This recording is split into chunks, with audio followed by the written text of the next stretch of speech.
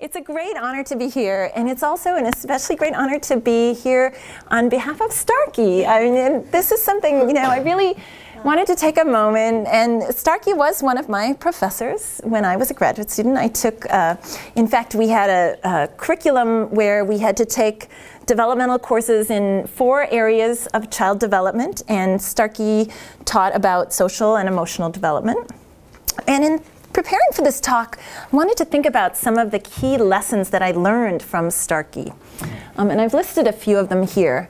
One thing that Starkey believed was that development happens in interactions. So his career was dedicated to carefully studying what went on in interactions. And he was taken with the idea that interactions have structure, a structure that has certain regularities, some of which might even be conventions, but there's also some variability around those regularities. Starkey spent much of his career doing really deep analysis of very brief segments of interaction with the aim of sort of discerning what that deep structure was and what it told us about what happened in the process of development. And one thing that he believed was that moments where things go wrong in interactions can be especially revealing about what's going on in development. So he spent a lot of his time in the era when I was there thinking about conflict in parent-child interactions. So these were cases where the interactions weren't smooth, they didn't go according to intention, but those moments he felt were very important. And this idea is something that I've come back to many times through my career, and I'm going to hope to show you a bit of that arc. So Starkey also had another message. Many of you may not know that Starkey was also very involved in the University of Chicago Folk Society. And that was something, the Folk Festival was something that I greatly enjoyed during my years here. So if you've never gone to it, you should go. It's every year, it's awesome. They have incredible music, lots of different things going on. He was the faculty advisor for the Folklore Society for many, many years. And so I can sort of summarize, do careful work, but also have fun. So, yeah, So in my own work, I haven't focused on mother-child interactions the way Starkey did. I focused instead, at least in part, on teacher-student interactions. And those interactions are important because the real deep question that's motivated me for many, many years is this question of how children learn mathematics. So many of you have studied this sort of problem. All of you can see that this child has solved this problem incorrectly. 17 is not the right answer to this equation. But at some point, probably this child will get there. At some point, this child might start solving things correctly. What I'd like to understand is how this change happens, how the child begins to behave in new ways, how the child might put a different solution, maybe use a different strategy, maybe bring different concepts to bear when thinking about this problem, activate different founts of knowledge. Maybe what the child notices about the problem will be different, what they encode. All of these things are aspects of children's behavior that change with development, and over the course of my talk today, I'm going to talk about all of those things a bit. What I'd like to offer today, though, is a particular perspective on development in all of these respects, and I'm calling this a perception and action perspective. The main point that I want to make in my talk today is that in attempting to understand change in mathematical thinking, that it can be fruitful for us to take a perspective that considers perception and action. Now, you might be thinking, what do perception and action have to do with math? And I hope that over the course of my talk today that you'll gain some appreciation of why I think perception and action is important. I think understanding perception and action will enrich the way that we think about thinking, about learning, and about instruction. So in thinking about this issue, to understand how this might apply in mathematical thinking, I think it's useful to think about this quote from J.J. Gibson back in 1979. I think this has been influential in my own thinking about this issue. The statement was, "We must perceive in order to move, but we must also move in order to perceive." And so this perception-action loop, this is the original articulation of the perception-action loop, when you think about how this might apply in math, suggests some questions. So maybe in thinking about math, we need to understand how people perceive the mathematical inscriptions and objects and things they need to work with, and how those perceptions relate to the things that they do with those mathematical ideas or objects, and how then doing those things, either cognitively or physically, might actually affect the things that they notice and perceive about those same inscriptions and objects that are involved. So what I'm going to argue today is that in thinking about a perception-action perspective on mathematics, I think there are three big points, three big ways in which this view can help us see things in a new light. First is the idea of perceptual encoding. I'm going to argue that perceptual encoding of math problems guides action. So we must perceive in order to move. We must perceive these mathematical inscriptions in order to act with them. And that this guides then the actions and even the generation of new actions and new approaches to problems. I'll also then be thinking not just about the cognitive actions that learners take, but also about physical actions and what physical actions might have to offer in the service of mathematical thinking. And finally, I'll then be thinking about instruction. And I think a perception-action perspective leads us to think about instruction in a new light, leads us to notice some different things about what goes on in instruction. My view is that one important but appreciated sometimes element of instruction is how instruction guides learners in what to perceive and in what actions to take. And that if we think about instruction in those terms, that offers us a different perspective. So today I'm going to be taking a broad view. I'm going to talk about a lot of different lines of work. I'm not going to talk in lots of methodological detail about any particular study. If you'd like additional information, I'm happy to take questions about any of these things. I'm going to be talking about studies that address diverse mathematical content domains, diverse age groups, studies that use diverse methodological approaches. So I'm going to try to paint a broad picture, and if you're missing some details, please feel free to ask when the time comes. So.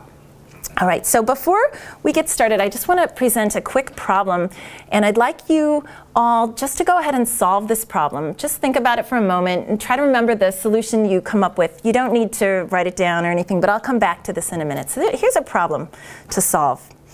Just want to get you thinking for a minute. All right, everyone done? Okay, so here's my plan. I'm going to talk first about perceptual encoding, then about action, then about instruction. So I'm going to start with this idea of perceptual encoding. I want to make the point that perceptual encoding of mathematical inscriptions is a little bit like perception of other visual forms. And that in thinking about it that way, we can start to understand why people interact with mathematical inscriptions the ways that they do, why people take the particular sorts of actions that they take. So in thinking about this, I'm going to consider some basic phenomena from visual perception, things like perceptual grouping and perceptual salience, and think about how those things might matter in mathematics. So the first argument that I want to make is this notion that what you encode depends on features of what's out there, things about the stimulus, things like proximity of elements, things like similarity of the elements.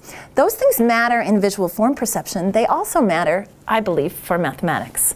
So when you look at this image behind me, what do you see? Well, there are 9 little squares, but you also see a big square. These things are grouped in a particular way. They're close together. They cohere into something a little bit larger than themselves.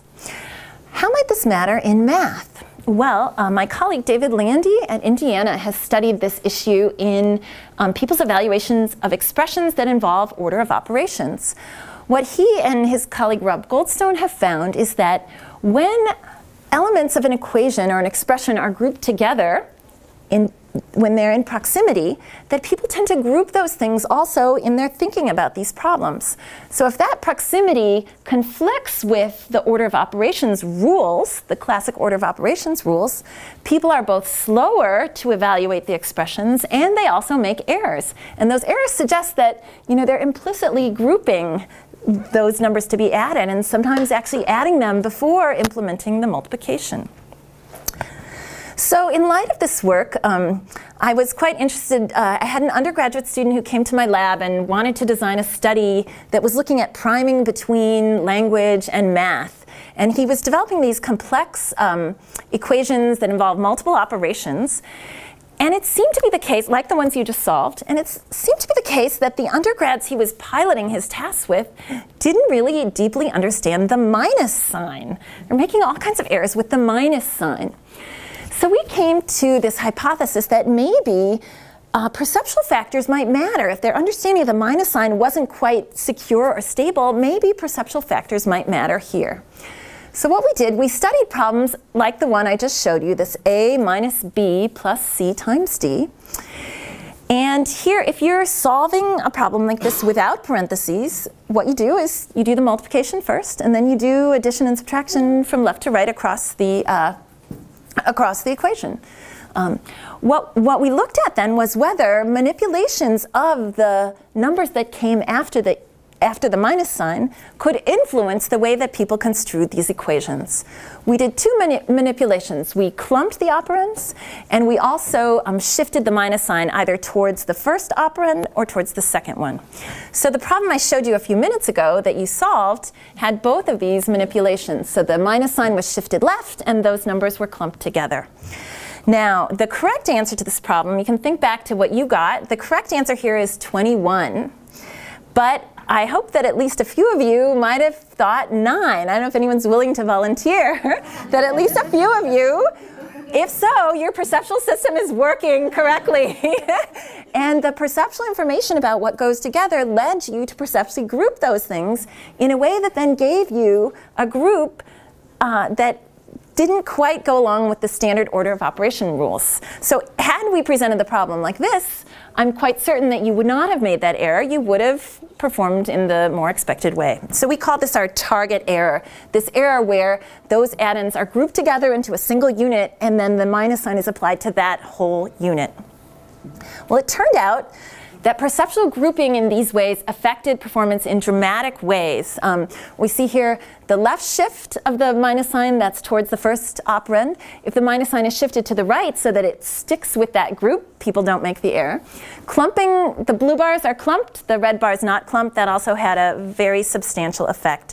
So here, a nice clear demonstration that these perceptual factors actually matter. The perceptual qualities of this inscription affected the actions that people took. The actions in terms of what things they added first or what things they subtracted, those things depended on the perceptual structure of the inscription. So now I'm going to turn to another kind of perceptual information. Take a look at this display here. What do you notice right away? There's a bunch of squares, but one is red. The red one just pops out.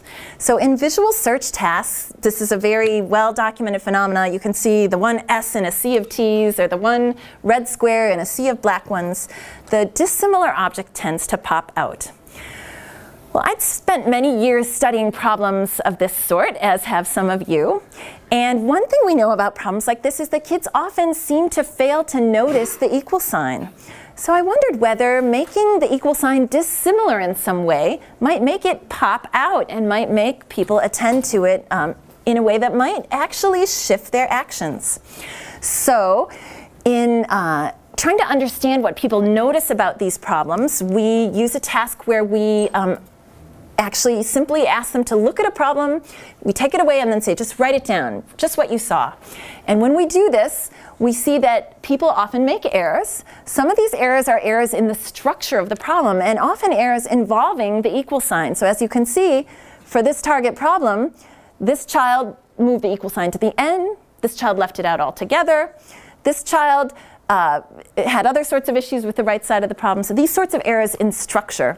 There are also errors in the numbers, the specific order of the numbers. Those are sort of more surface level errors. Now, we wanted to know whether our perceptual manipulation might lead students to make these errors less often, might help them to get the structure, to get especially those pieces that they seem to have trouble with. And then to determine whether that also mattered for their actions.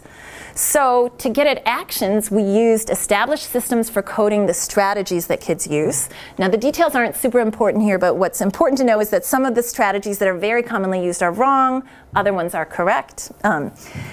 And we not only, across studies, sometimes we ask kids to solve the problem, so we looked at what they told us they did. We also looked in another study, in one of the studies, at their evaluations. So what do they think about strategies that other kids used, kids from another school? Were they not so smart? Were they kind of smart? Or were they really smart ways to solve the problem? So again here, what we're manipulating is the perceptual salience, this characteristic of this inscription, this equation, to see whether shifting perception of this mathematical object will lead to changes in action.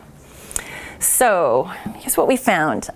This is a series of studies. I'm just going to give you a quick result from each one. Here, I've plotted their score on the encoding items in a control group or a red equal sign group, and we see substantial improvement in correct representations of the problem. This is actually conceptual errors only, or conceptually correct items only.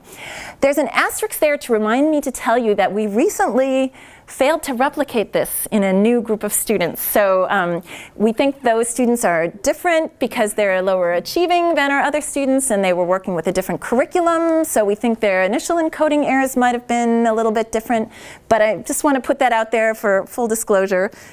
We've seen it work often, but most recently, our most recent attempt actually did not reveal this effect.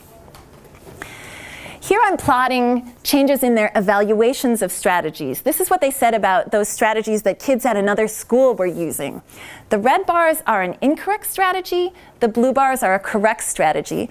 What we see here, relative to the control group who had the regular black problems, the red equal sign group showed decreased evaluations of the smartness of a wrong strategy and increased evaluations, the blue bars, of the smartness of a correct strategy. So shifts in understanding or evaluations of those strategies, shifts in evaluations of possible actions as a function of this perceptual manipulation. We also, so we've seen improved encoding, change in evaluations of potential actions. We also see more generation of new strategies. So here I'm plotting the percent of kids who generated a different way of solving the problem after the red equal sign manipulation or after a control manipulation. So what's even more interesting, though, is whether what they were generating was something kind of good or something really smart and correct. And in fact, this is of those who generated, the likelihood that what they generated was correct. If we got kids to notice the key aspect of structure that they had failed to encode before, they started to solve the problems correctly. Many kids generated new strategies, and those strategies were very likely, over 80% likely to be correct. So I also just want to say very quickly that learning new actions can also lead to improvements in encoding. So the loop kind of goes both ways. It's not just that we can manipulate perceptions and see new actions. If we teach kids to do new actions, this leads to better perceptions. So on our encoding measure, kids make fewer errors. So what we're seeing here is some evidence, I believe, for this kind of perception-action loop in problem solving. We see when we increase perceptual salience, we get more accurate perceptual encoding of the problems, which leads then to new possibilities for action, generation of new strategies, often correct ones. So these new perceptual encodings offered new ways to solve the problem. Now, one could say that's really interesting. That's where new ideas come from. So we gave them something new to perceive, and they started doing something new, like generating new ideas. That's a classic question that in the study of development we'd like to be able to answer. But it then offers this new question, like where did then new perceptual encodings come from? You know, it just kind of pushes it a level down. We need to understand that process as well. I think that's important, though, because when you're trying to think about where a new perception of a situation comes from, you might come up with different hypotheses about what matters than if you're trying to think about where a new strategy comes from. All right, so to summarize this section, I've argued that perceptual encoding of mathematical objects follows principles that we can glean from the study of visual perception. Basically, that perceptual factors, things like proximity and things like salience, matter even in an abstract domain like math. All right. So, yes? So how do you think, how does the work of perception interact with some underlying understanding of the operations at play? So do you think these perceptual manipulations are helping learners discover something new about equivalence, or do you think it's helping them attend to the situation in a way that they can link up their kind of nascent, imperfect ideas about equivalence? Yes, it's a great question. I actually think it's an iterative process, and that encoding is kind of at the heart. That as we engage with the problems in the world, we might discern perceptual structure that gives us things that we can draw inferences over to bootstrap our concepts. Likewise, as our concepts grow, that guides us about what to perceive. So I really think it's iterative in this kind of perception action way. I think concepts are also involved there. They're not what I've highlighted today, but I think they're part of the picture. So, yes, Dan. I think I had a related question. I want to share the intuition that perception is influencing action as opposed to thinking. If we're willing to make a distinction between right. Inside your noodle, your right answer, right. versus action being things you do with your body, how do we get to action? Is it a either seems really interesting to me. If having the red equal sign causes you to think different thoughts or perform different actions. Yes, I think it actually does both.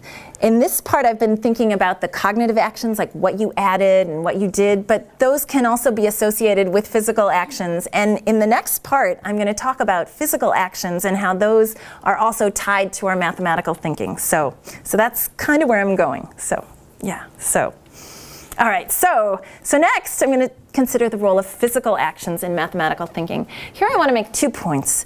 One is the idea that mathematical actions, like the ones adding, multiplying, proving, they may be grounded in physical actions. And secondly, if that's true, then physical actions should also affect our mathematical thinking, and we should be able to see evidence for that in behavior. So more than 30 years ago, in fact, around the time, a little bit before I started my undergrad years here at the University of Chicago, Lakoff and Johnson came out with the book Metaphors We Live By, where they were making the case that abstract concepts were understood in terms of familiar actions or experiences.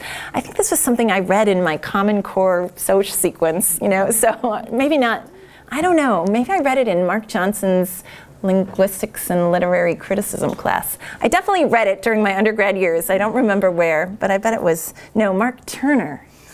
Not Mark Johnson, Mark Turner. Okay, anyways, some of you may know him, but I don't think he's here anymore. I think he's Case Western. But anyways, yes, many years ago at the University of Chicago, I grappled with this idea. Now, their evidence at the time, so they made this argument that these abstract concepts were understood in terms of things that we experience, and they talked about things like love is fire, and they used evidence from language, talking about burning passion and old flames, to make this sort of argument.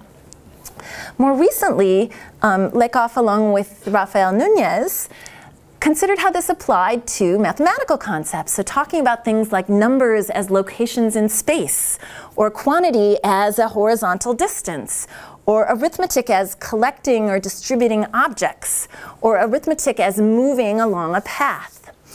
So if this is the case, then might we be able to see some evidence for these sorts of ideas in the way we behave? In particular, I've been interested in the notion of gestures as a form of evidence for these sorts of grounding in physical action.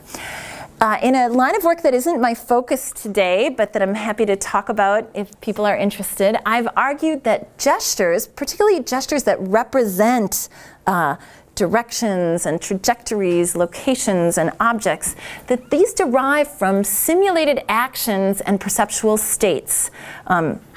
And so if this is the case, and we're thinking about these actions when we think about mathematical concepts, we should see evidence for these sorts of groundings in the spontaneous gestures that people produce. Now, this has not been a big focus in my own work, but there are people out there who are starting to take this perspective. And so I was excited to see this work by Tyler Margitis, who just moved to Indiana to work with David Landy. So he has actually documented in undergraduates talking about a variety of number tasks, evidence for both arithmetic as collecting, so gestures of collecting objects, and also evidence for arithmetic as moving along a path, so movement through space as representing arithmetic. So these very metaphors that Lakoff and Nunez proposed, he's arguing are manifest in people's gestures. I've spent a lot of the last 10 years or so looking at the ways that teachers gesture, and we see some evidence for these sorts of gestures in the way that teachers talk about things. I'm just going to show you one quick clip because I think it's kind of interesting. Once you start looking for these kinds of metaphors, you realize these are imbued in our cultural practices in ways, things like the number line, things like Cartesian graphs, but also we then see them in the way that people speak and gesture. So I'm just going to show you a quick example of quantity is horizontal distance, this metaphor. This example, I'm just going to tell you what to watch for and then I'll show it. She's talking about the y-intercept in a particular math problem about saving money, where a parent donated some money to a cause. And so she wants to talk about the y-intercept in terms of how much was donated. She's going to use a horizontal distance gesture to describe this situation. She's also going to connect a point on the graph with this notion of quantity, and that'll come up later as important. So, so what you see here, the top is a face view. This is just a top-down view, so you can see what she's looking at. You can actually look at either one. You'll see her point to the y-intercept and then represent the horizontal distance gesture. I'll just show it. Okay, let's see. But the y-intercept is going to tell us how high it started or how much money was donated in the first place. And since it was quick, I'll just show it one more time. But the y-intercept is going to tell us how high it started or how much money was donated in the first place.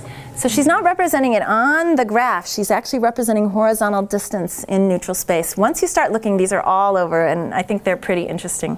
It's not the focus of what I do, but I want to put that out there as I think an important piece of the evidence. What I'm more interested in is this question of whether physical actions can affect our mathematical thinking. Because if there is this grounding in physical action, then our actions should matter for how we think mathematically.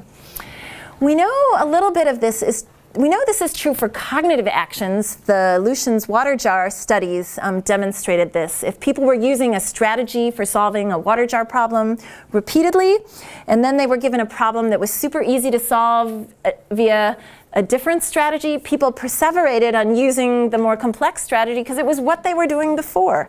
So cognitive actions are affecting current thinking. What about physical actions?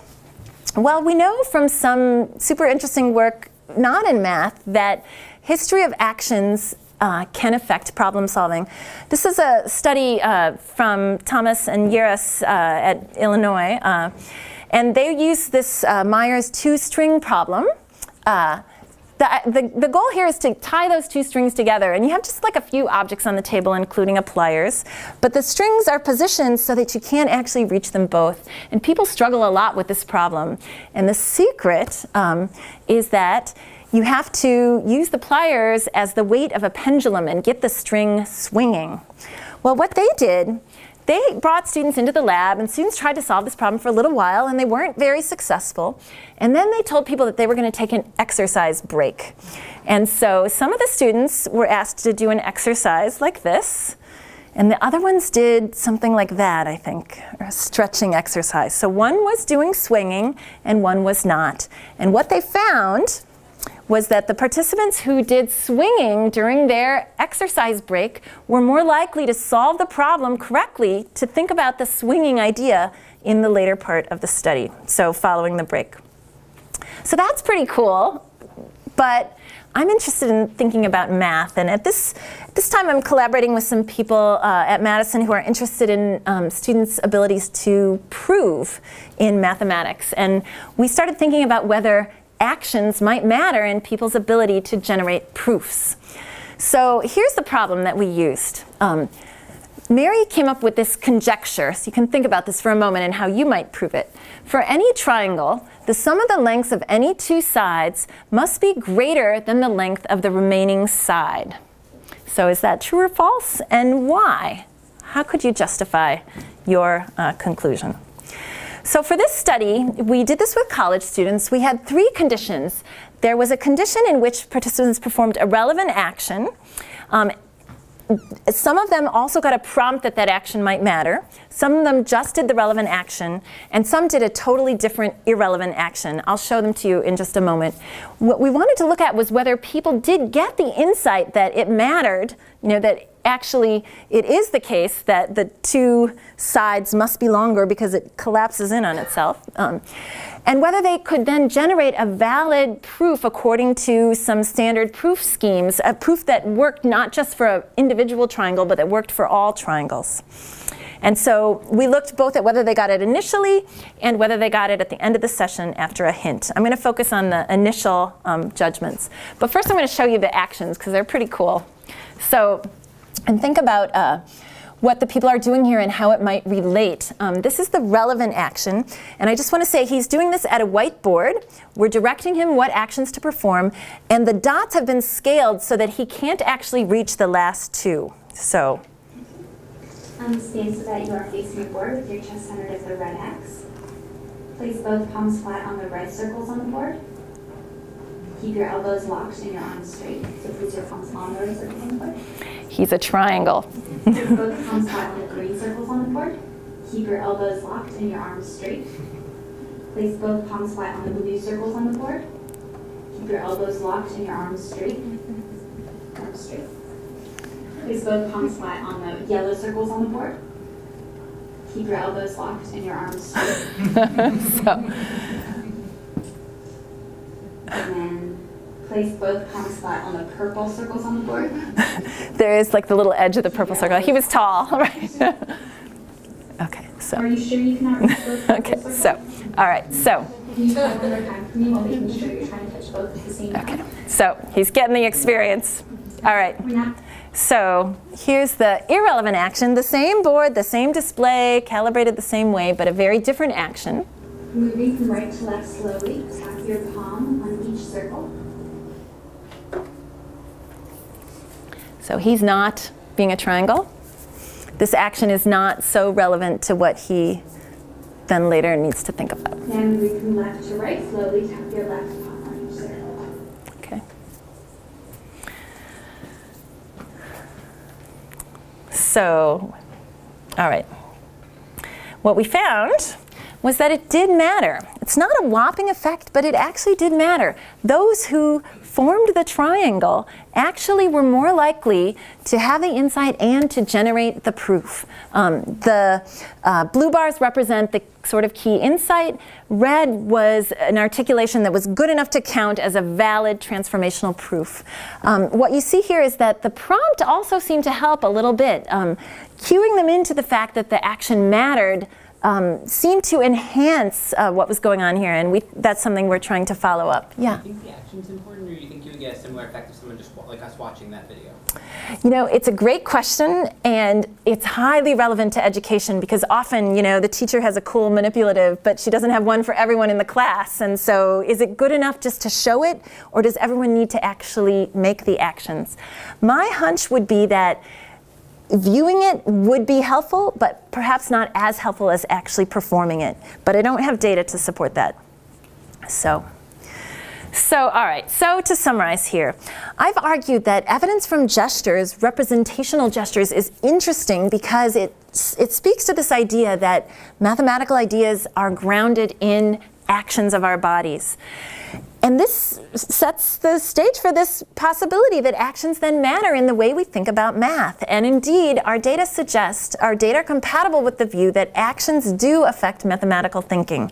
Now, I think this is not all there is to the story. I think those actions may then be potentiated by language that may do more, and then it may be potentiated by attention. So the attention to the action, specific attention to the action as potentially relevant, enhance the effect that we found. And so I think the story, there's still much more we need to learn. I think at a minimum here, though, we can see that action is mattering for the way that people are thinking mathematically.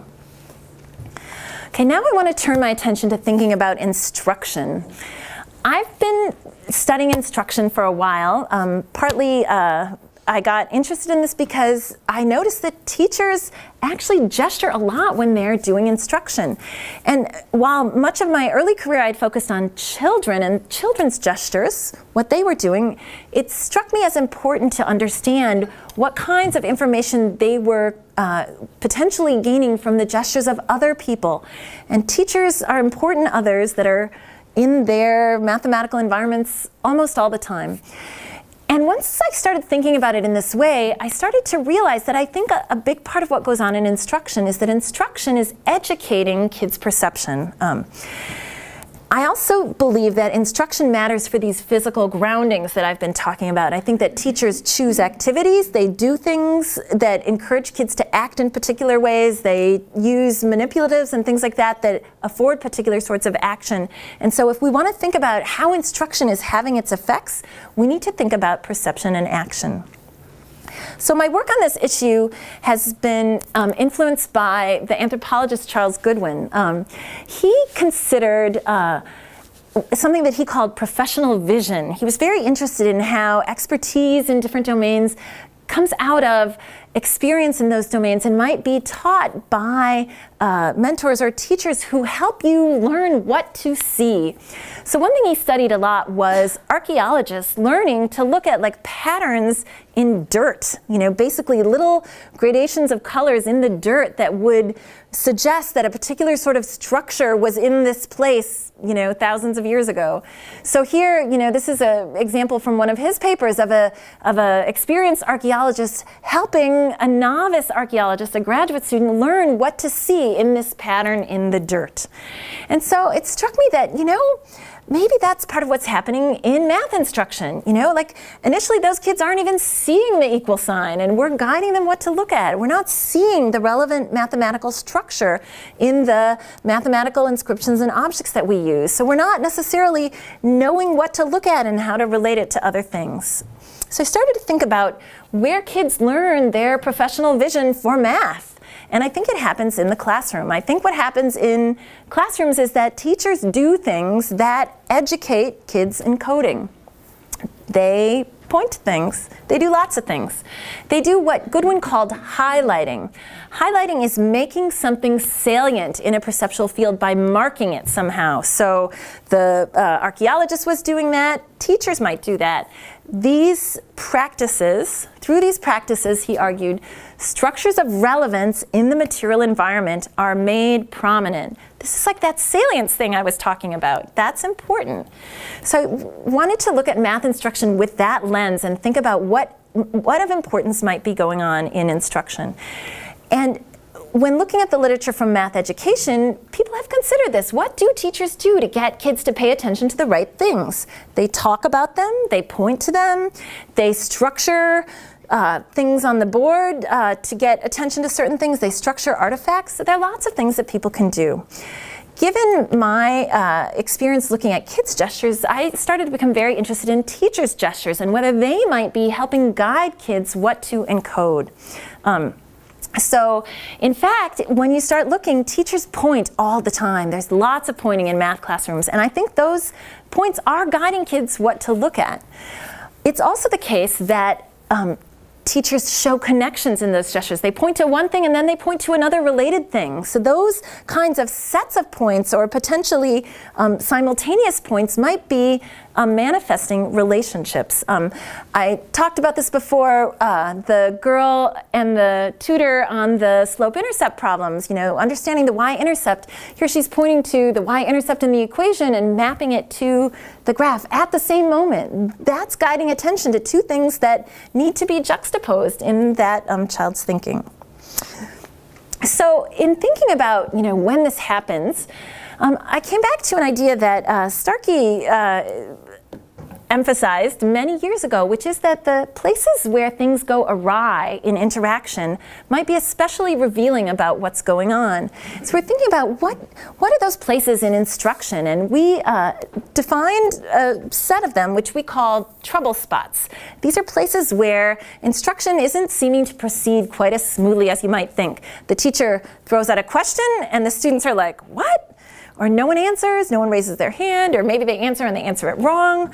Maybe they are very disfluent when they answer. So these are places where something is going wrong in instruction. And so in light of this, we decided to look at the way that teachers gestured around trouble spots. For evidence, maybe those are places where students need better encoding, where they need different actions, where these ideas could be engaged.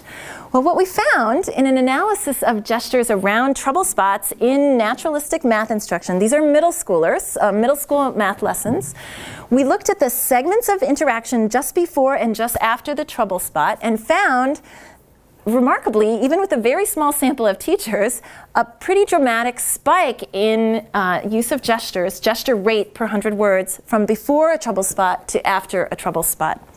And these are often the sorts of gestures that help kids know what to pay attention to. Teachers seem to diagnose what they think kids aren't understanding and use their gestures to highlight where kids' attention should go. I'm going to show you an example of this, but before I show it to you, I'm going to tell you what to look for because classrooms are busy. I'm going to guide your encoding a little bit. This is the problem on the board. This is a lesson about exponents. It's a 6th grade math lesson. The teacher just wants the kids to substitute those values into this equation and solve it, or she's actually done it for them and she wants them to follow along. So she wants them to substitute B as 3 and C as 2 to write it out in expanded form and then see that 9 minus 4 is 5.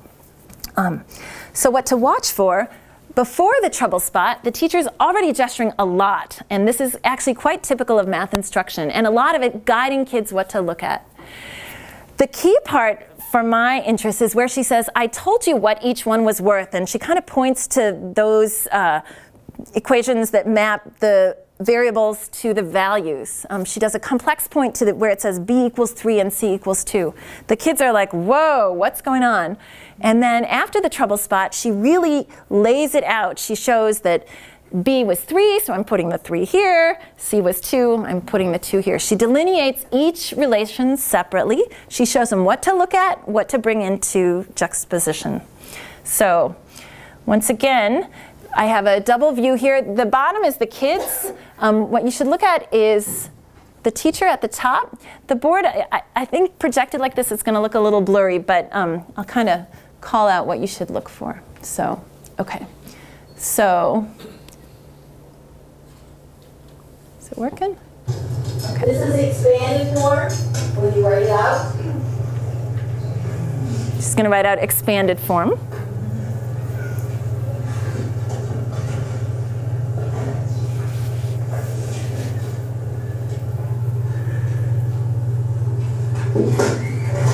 Then I gave you 2 examples. I gave you 2 letters. And I told you what each one was worth. Right here. And then I substituted those numbers into here. So if I did B was 3, it's 3 times 3 because there's 2. And C, 2 times 2 because there are 2.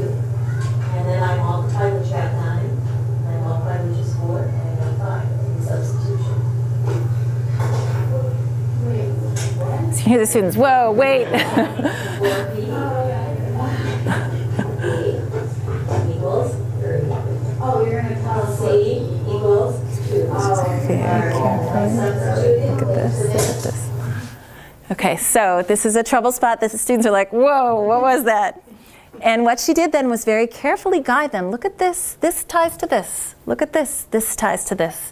And systematically over our corpus, when we would score teachers' gesture rates before this happened and after this happened, we found consistently increases in all of the teachers in the group, increases in their use of gesture following these trouble spots. We think this is important. I think this happens all the time in instruction. Kids don't get it. Part of why they're not getting it might be they're not attending to the right thing, and that's not letting them take the right action. So by guiding their encoding at those moments, we can, you know, those kids, once she laid it out, they got it. So, Yeah. In addition to looking at the gesture, the number of gestures, did you look at the speed of the gestures? If they do the same exact gesture, but it's slower? We did not, but I think that would be really, really interesting. I think her speech slows down. It gets her, part of the effect comes from them talking less and gesturing just as much. Like, she's not giving anything extraneous. She's giving like just really distilled what you should be attending to. And the gesture is actually doing a lot of the work. So, but I think it's quite likely that the quality of the gestures differs.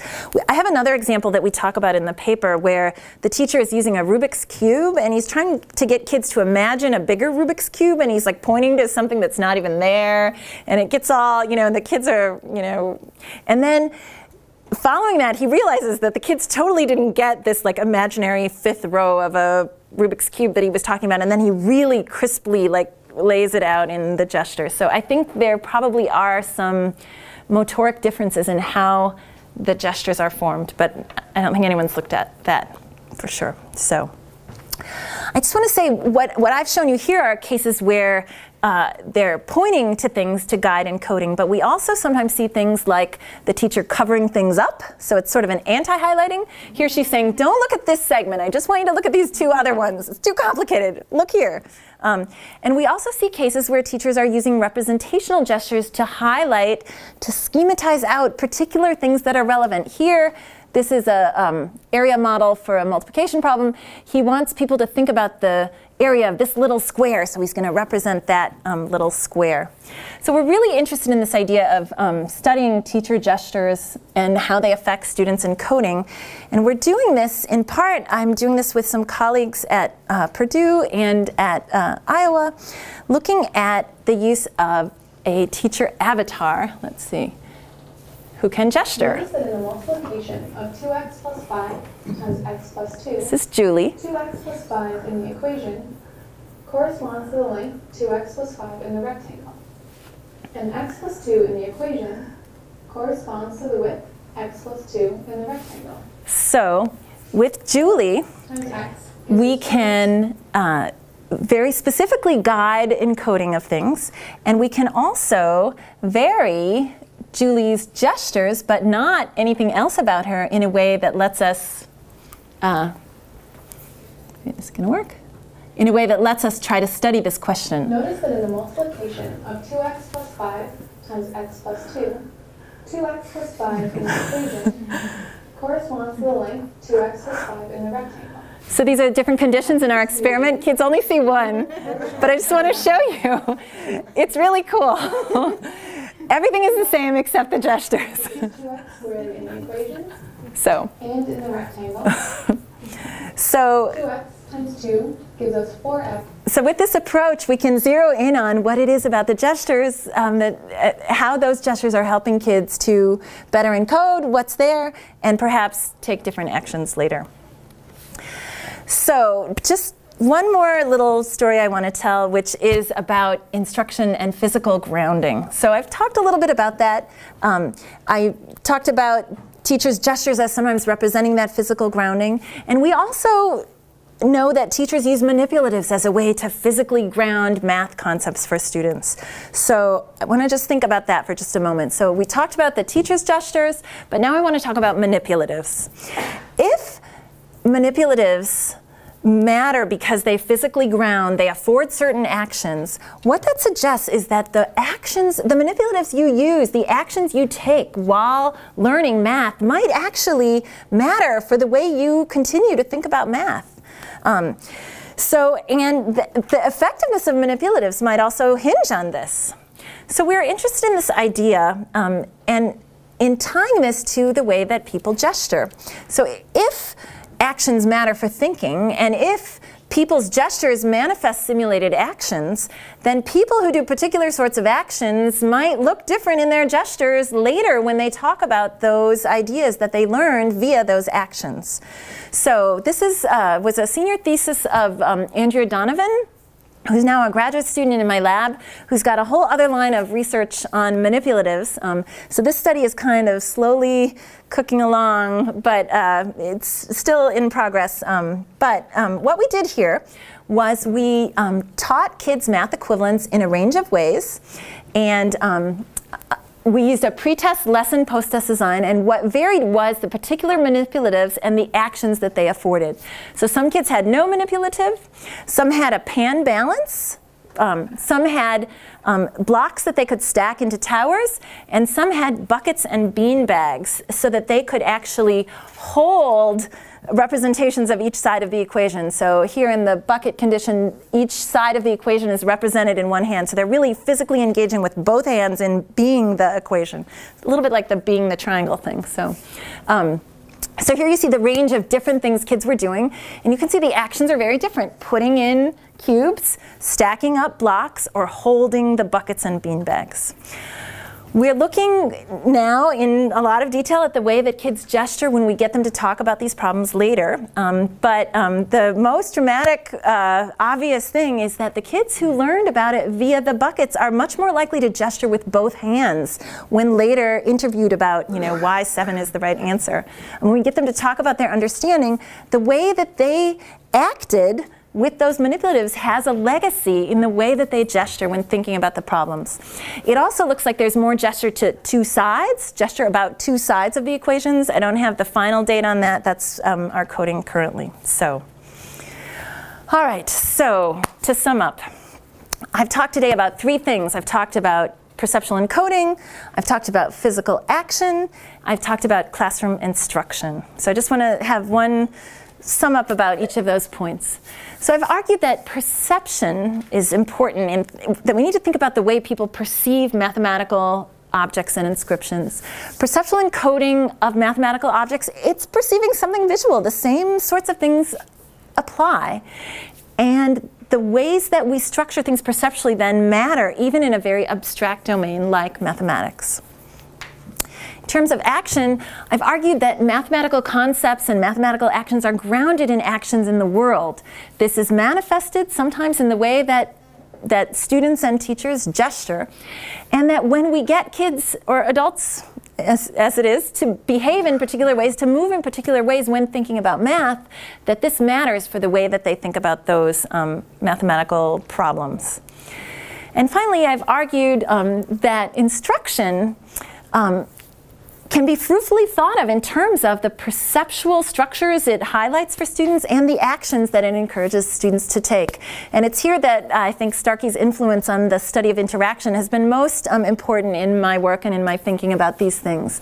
I've argued that teachers' gestures are guiding students' perceptual encoding, and that this is really important at these moments when instruction goes awry. We see it really in stark relief there, because those are those places where things are going wrong. We can really see what's really distilled and important about the interactions. I've also argued that teachers' gestures manifest these physical groundings of abstract ideas, and that the things we choose to have kids do help them build those groundings, which we then may later see in kids' gestures. So, in closing, I just want to say that I believe that a focus on perception and action can enrich the way that we think about mathematical thinking, learning, and about math instruction. And this view then highlights the importance of perceptual properties. We should think about those things when we're trying to decide how to teach. It highlights the importance of action as a metaphor. We can think about the actions we want kids to do and how those things might matter.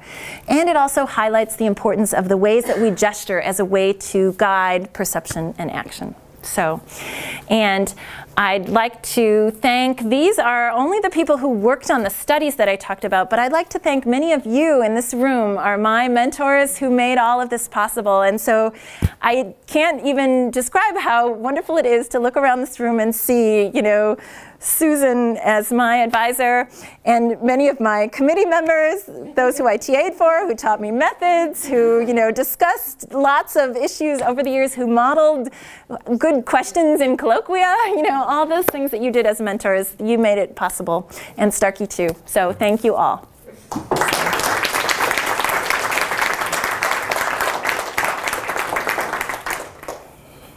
Yes? Is there a point at which this kind of instruction could break down in forcing kids into the sort of spatial metaphor of mathematics, when they then have to jump from, say, geometrical interpretations to algebraic or abstract algebra? Yes. In fact, the little snippet of Julie that I showed you is the part where she's trying to link those things together, like link from the visual representation to the symbolic representation. And in fact, something I didn't say here, in this last study with the different manipulatives, the no manipulative condition, those students actually did the best on the post-test, which we were shocked by, but we think they didn't always make the link in the best way in the manipulative conditions. It gave them another representation that they had to keep track of, and the kids in the no manipulative condition, they learned with the equation, the very form they were getting tested on the post-test. So, you know, we need to think carefully about how we connect those alternative representations to the symbolic forms that are sometimes our target. It was of interest in the manipulative study that while the kids in the manipulative conditions were often solving the problems wrong, they were actually better at explaining what the equal sign meant and the more conceptual pieces. So they seemed to have a deeper understanding of what was important in the domain. They didn't have it all the way worked out as to how they could then solve problems with it. And so in thinking about your question, we need to think about all the different forms of knowledge that we want kids to have. And that itself is a big cognitive and political and policy issue that, you know, has lots of ramifications. So, yeah. So, yes. I was sort of curious about, I guess, the short answer, the short form of my question is why math? And the long form is like, are some of these ideas that you're presenting, do you think that there's something special about math? Is it just a domain you're particularly interested in, or do you think the perception action framework actually extends nicely to other academic domains? That's a great question. I'm interested in math, but I think math is important because of the spatial properties of mathematical representations, which are true not only of things like the area model for polynomial multiplication, or things like, but also true of things like equations. They have a spatial structure that matters. I think gesture and action are particularly important because they're movements in space, and they can highlight spatial chunks that may be relevant, things like the side of an equation or the extent of a value. But I think even in other domains where we don't tend to think of it as spatial, there are often spatial ways of thinking and reasoning. So for example, in history, people think about timelines, or they think about economic forces converging in particular ways, or one can think about, you know, battles, and you know, there's actually a lot more spatial reasoning that's relevant in those sorts of domains than you might realize at first. Some of those things come out in spatially extended inscriptions, like a timeline, you know, uses space in a very particular way, and that may lend itself to these same sorts of ideas. You know, maybe actions would help kids' understanding of the timeline. I'm interested in math, and the world cares about kids learning math, and so, you know, there's lots of support for doing research in this area. And so, but you know, from my very first studies, they've been about math and gesture, and look, it's still math and gesture. So yeah, so I've kind of been math all the way, but yeah, but I don't think it's only math. Yes.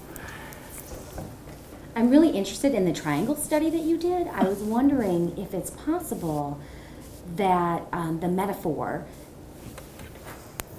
can be with the hands of some of the action. I mean, I don't know if that's part of what's influencing the children's improvement in those areas.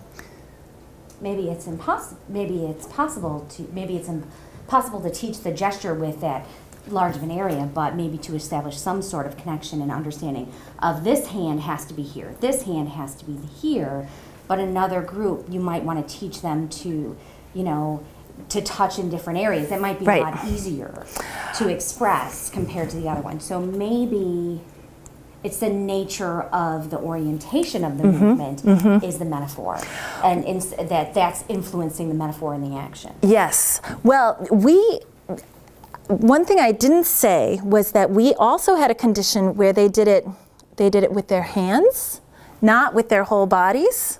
So we actually collapsed that we had sort of small and large versions of both of the conditions, and we didn't see big differences as a function of that. What we think is important about the action was that it showed multiple triangles. Like this idea that it wasn't just a static triangle, that it was going across multiple triangles, and that view of shifting, that the gesture and the action sort of help them grasp that sense of something about a lot of triangles.